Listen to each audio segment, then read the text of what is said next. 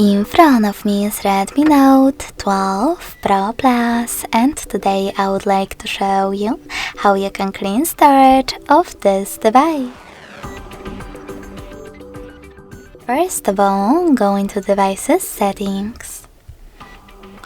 In them, click on About Phone section at the top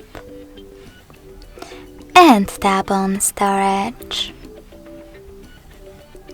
Following that, scroll down just a bit and tap on Free App.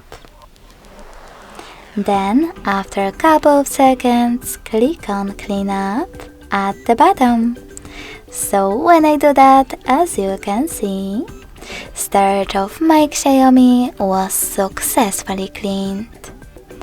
Thanks so much for watching. If you enjoyed this video, smash that like button, comment and subscribe.